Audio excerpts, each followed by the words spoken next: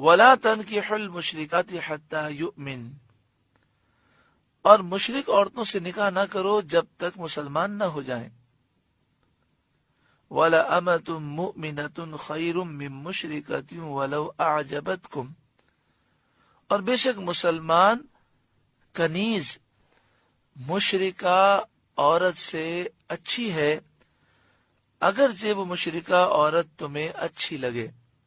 یعنی مشرکہ عورت مالدار ہو، خاندان اس کا بہت عزت دار ہو، پھر بھی مومن کنیز چاہے وہ کالی ہو، وہ مشرکہ خوبصورت مالدار عورت سے کروڑوں گنا بہتر ہے. وَلَا تُنْكِحُوا الْمُشْرِكِينَ حَتَّى يُؤْمِنُوا، اور مشرکوں کے نکاح میں نہ دو جب تک کہ وہ ایمان نہ لائیں. اپنی بچیاں، اپنی بہنیں ان کے نکاح میں نہ دو. وَلَعَبْدٌ مُؤْمِنٌ خَيْرٌ مِّن مُّشْرِكٍ وَلَوْ أَعْجَبَكُمْ، اور بے شک مسلمان غلام مشرک سے اچھا ہے اگرچہ وہ تمہیں اچھا لگے. مشرک کافر چاہے کتنا ہی کروڑ پتی ہو، کتنا ہی خوبصورت ہو، کتنا ہی خاندان اعلیٰ ہو، اس سے کروڑوں اربوں خربوں گنا بہتر ہے وہ غلام جو کالا ہے لیکن غلام ہے، مومن ہے، اس کے دل میں ایمان ہے، تو وہ اس سے کروڑوں گنا بہتر ہے. اولئک یدعون الی النار، وہ جہنم کی آگ کی طرف بلاتے ہیں. واللہ یدعو الی الجنہ، اللہ تعالی جنت کی طرف بلاتا ہے. والمغفرۃ باذنہ، اور اپنے حکم سے بخشش کی طرف بلاتا ہے. یعنی یہ جو مشرک ہیں، کافر ہیں، یہ لوگ تمہیں گمراہ کرنے کی کوشش کریں گے، تو لہٰذا ان سے نکاح کے معاملات نہ کرو، یہ حرام ہے. اللہ تمہیں جنت و مغفرت کی طرف بلاتا ہے. وَيُبَيِّنُ آيَاتِهِ لِلنَّاسِ لَعَلَّهُمْ يَتَذَكَّرُونَ، اور اللہ تعالیٰ لوگوں کے لیے اپنی آیتیں بیان فرماتا ہے تاکہ وہ نصیحت مانے. اس آیت کریمہ میں واضح ذکر کیا گیا کہ مسلمان کو چاہیے کہ نکاح کے معاملات میں دین کو ترجیح دے. کافر، مشرک، یہودی، عیسائی، ہندو، بد عقیدہ، بد مذہب، قادیانی، اسی طرح صحابہ کرام کے گستاخ، اولیاء کے گستاخ، رسول اللہ صلی اللہ علیہ وسلم کے بے ادب گستاخ، جو یہ کہے کہ صلاۃ السلام کھڑے ہو کر پڑھنا بدعت ہے، یا رسول اللہ کہنا شرک ہے، جو محفل میلاد پر اعتراض کرے، حضور کی شان پر اعتراض کرے، ایسے لوگوں کے رشتے میں اپنی بچی نہیں دینی چاہیے، نہ اپنی بہنیں ان کے رشتے میں دینی چاہیے، اور نہ ایسی عورت کو گھر میں لانا چاہیے. یہ دیمک کی طرح ہمارے گھروں کے لیے زہر ہے. جس طرح دیمک لکڑی کو چاٹ جاتی ہے، ایسی عورتیں جب گھر میں آ جاتی ہیں تو پورے کے پورے خاندان کو بدعقیدہ بنا دیتی ہیں. یہ جہاں جائیں نحوست ہی نحوست ہیں، کیونکہ جس کے دل میں بغض رسالت ہے وہ جدھر بھی جائے منوسیت ہی منوسیت ہے. تو اس کا خیال رکھنا چاہیے. اور جہاں تک تعلق ہے صحیح العقیدہ مسلمان سے رشتہ ہو، تو پہلے تو ترجیح یہ ہے کہ صحیح العقیدہ مسلمان ہو. ہماری بہن کے لیے رشتہ آیا تو ہم یہ دیکھیں کہ یہ لڑکا صحیح العقیدہ ہے کہ نہیں، سب سے پہلے تو یہ دیکھنا ہے.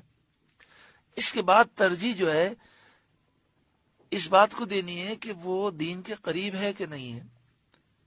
غریب شخص ہے لیکن دیندار ہے، وہ اپنی زوجہ کا گزارا کر سکتا ہے لیکن نوکری پیشہ آدمی ہے.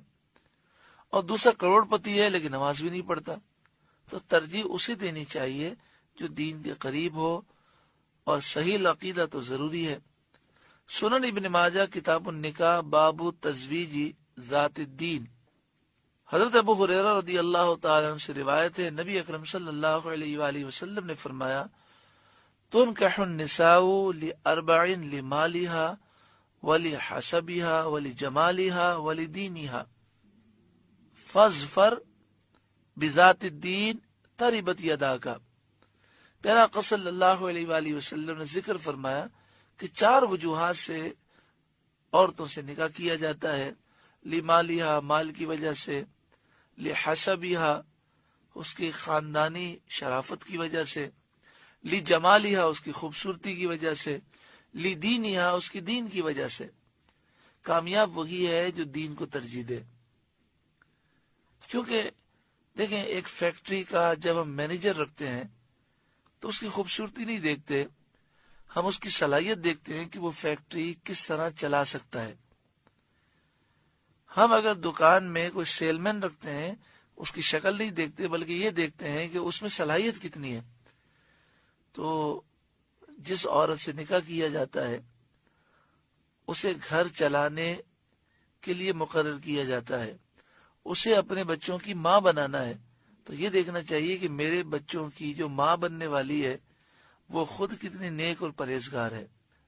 ابن ماجہ کتاب النکاح باب افضل النساء، حضرت عبداللہ بن عمر رضی اللہ تعالیٰ عنہ راوی ہیں، نبی اکرم صلی اللہ علیہ وآلہ وسلم نے ارشاد فرمایا، انما الدنیا متاع، دنیا پوری کی پوری متاع ہے، قلیل سامان ہے، وَلَيْسَ مِن مَتَاعِ الدُّنْيَا شَيْءٌ أَفْضَلَ مِنَ الْمَرْأَةِ الصَّالِحَةِ، دنیا کی نعمتوں میں سب سے افضل نعمت جو ہے وہ نیک بیوی ہے۔ جسے نیک بیوی نصیب ہو جائے اور وہ اسے نیکی کی طرف مائل کرتی ہو تو یہ اس کے لیے بہت بڑی سعادت ہے۔ اللہ تبارک و تعالی ہر مسلمان کو عقل سلیم عطا فرمائے۔ لوگ یہ ساری باتیں سنتے ہیں، ایک کان سے سنتے ہیں دوسرے کان سے نکال دیتے ہیں، بڑا دکھ ہوتا ہے۔ اس طرح کی باتیں سامنے آتی ہیں کہ فلاں جگہ پر رشتے سے منع اس لیے کر دیا گیا کہ پتہ چلا کہ وہ بچی شرعی پردہ کرتی ہے، اور پھر یہ کہہ کر منع کر دیا کہ جی ہم اتنے دین میں نہیں ہیں۔ ارے بھائی اگر دین میں نہیں ہے تو اب آ جائیں دین کے اندر۔ آپ کے لیے تو خوشی کی بات ہے کہ ماشاءاللہ وہ بچی شرعی پردہ کرتی ہے، تو انشاءاللہ تعالی آپ کوشش کریں گے تو آپ کے گھر میں بھی شرعی ماحول بن جائے گا۔ نہیں جناب ہم اتنے دین کی گہرائی میں نہیں ہیں، خدا کا خوف کریں۔